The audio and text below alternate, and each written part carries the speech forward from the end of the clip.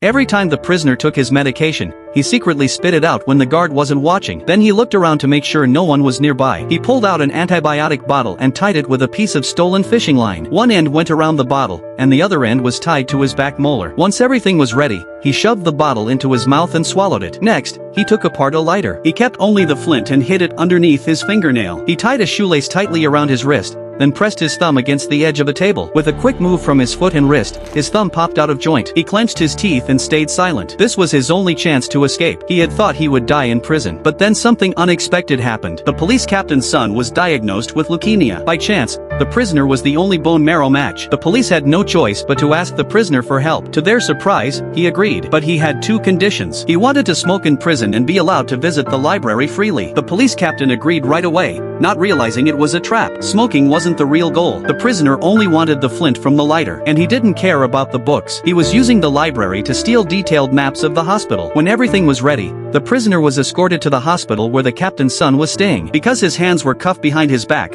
doctors couldn't draw bone marrow. As they discussed what to do, the prisoner slipped the antibiotic bottle into his mouth. At the doctor's request, the guards removed his handcuffs and strapped him to the bed. They injected anesthesia to put him to sleep. But what no one knew was that he had already crushed the bottle with his teeth and swallowed the antibiotics. Soon, the doctors realized something was wrong. The prisoner wasn't going under. As they prepared to inject him again, the prisoner suddenly opened his eyes and jumped off the bed. In the chaos, he lit an acetylene tank and turned a doctor into a human fireball. But before he could run far, a guard shot him in the leg. Just then, the police captain arrived. The prisoner quickly fled the room. He grabbed a defibrillator and jumped into the laundry chute, sliding down to the first floor. The police responded fast and surrounded the laundry room. While they searched, the prisoner dressed as a doctor and climbed back up the chute to the third floor. He returned to the operating room and forced a doctor to cut off his ankle chain. Through the pain, he dug the bullet out of his leg. But the police followed the blood trail and found him. The prisoner took the doctor hostage. No one dared to shoot. If the prisoner died, his bone marrow would be useless, and the police captain's son would die too. With no other choice, the captain dropped his weapon. He could only watch as the prisoner walked away to freedom.